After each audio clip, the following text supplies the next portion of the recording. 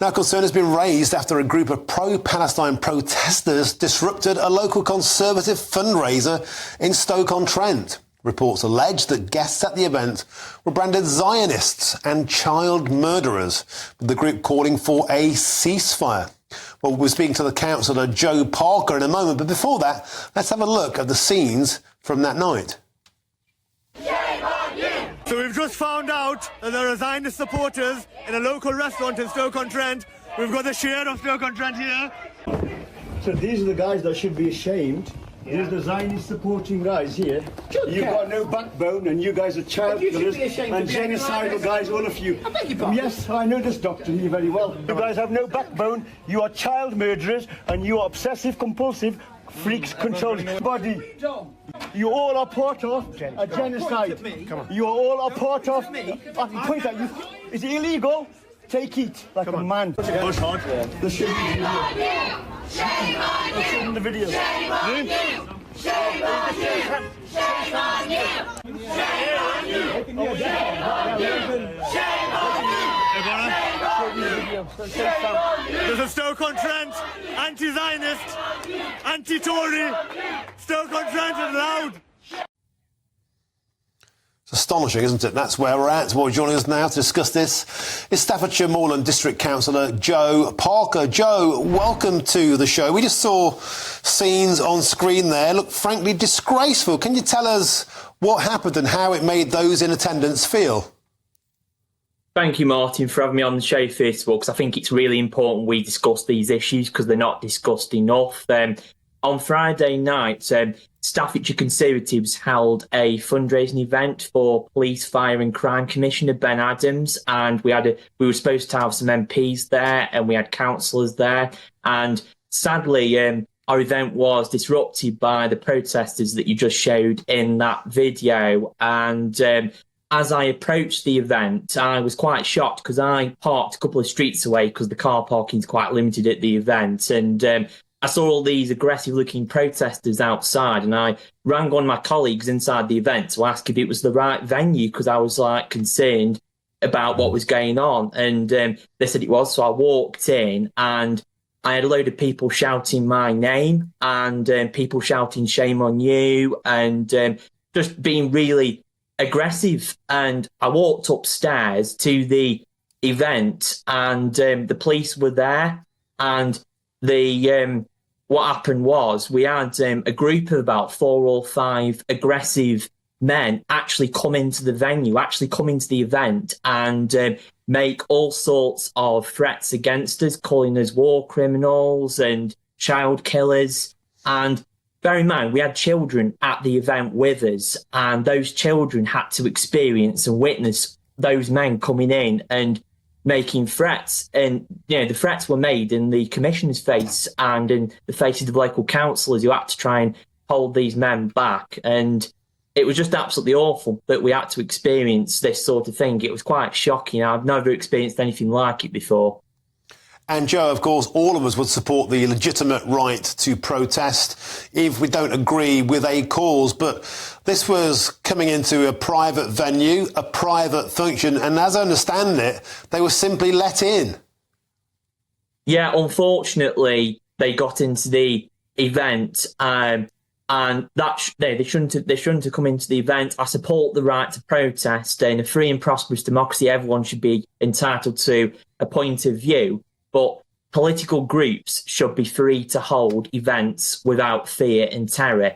And that includes the Conservative Party and us as local councillors and MPs. And it was totally wrong that they came and stormed our event. I don't think you'd ever find members of the Conservative Party doing it to other people's events because we don't do that. And I think it's a real shame that members of the Labour Party and other opposition parties locally haven't gone out there and condemned what's happened. I think they should condemn it. I think all political parties should condemn what happened. And I'd like to see the local Labour parties also condemn what's happened, because this is not what British democracy should look like. We shouldn't have abuse and threats. And I think it's really concerning that these sort of things are spreading across the UK, that these aggressive protests, which seem to just be spreading everywhere like wildfire, and it's just completely wrong that people are behaving in this way. I support the right to protest, but not when it's done in such an aggressive way. I mean, Martin, as a local councillor, I hold surgeries twice a month. I make it my business to attend community events, often by myself, because in Brownedge and Endon, in my council ward, I'm very proud to be visible.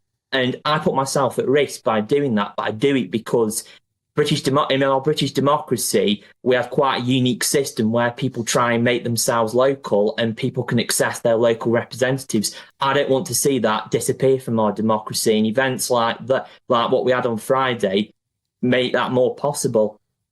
And Joe, thank you for being so eloquent and forthright about what happened to you, but I want to put this point to you. Do you think these scenes on the streets of London on Wednesday night, the Big Ben projection, the mob outside of Parliament, week in, week out, the police turning a blind eye to those protests, those placards, those chants, do you think there's a gradual belief that the mob is winning and therefore they become emboldened and they end up targeting a small council event such as your own?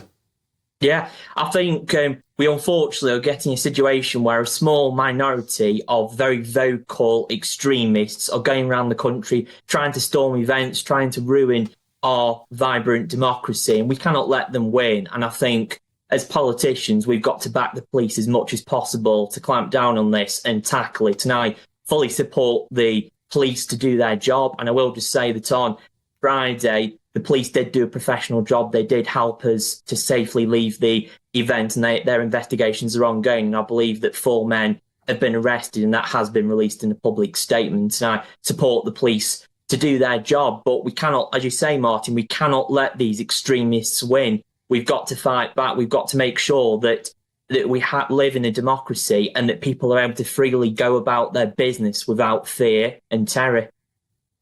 And yet, Joe, do you think it's increasingly feeling like the mob is winning, that we're not able to have public gatherings with full freedom unless it confirms to their ideas, and the forcible entrance into events shows that the mob is winning? Yeah, unfortunately, that is the case. And I think it's actually really sad that we're now ending up in a situation where security is being considered for every single MP. I mean, imagine that, every single MP having to go round in secure cars, having security guards with them, when the thing that's really special about British democracy is that I can go up to my MP in the street, I can ask them a question, I can have a conversation with them down the pub. We can do all that, and I would hate for us to lose that. I love the fact that as a local councillor, I can have a surgery and someone can come and chat to me about improving a local green space and stuff that we can do together as a community. I don't want to lose that. I want us to keep that. I don't want us to be like other democracies where we have a closed shop and people can't access their local democratically elected representatives. I want us to keep that in place. And these protesters are the biggest risk we've had for years to that process. OK, Joe Parker, Staffordshire Moorland District Council, I want to thank you for your honesty and your bravery in coming on. I know it's not easy to speak out because there is a climate of fear, and please pass on my best wishes and that of GB News to everybody in attendance, and I hope you stay safe and peaceful. Thank you for joining us, Joe Parker. Thanks for your time.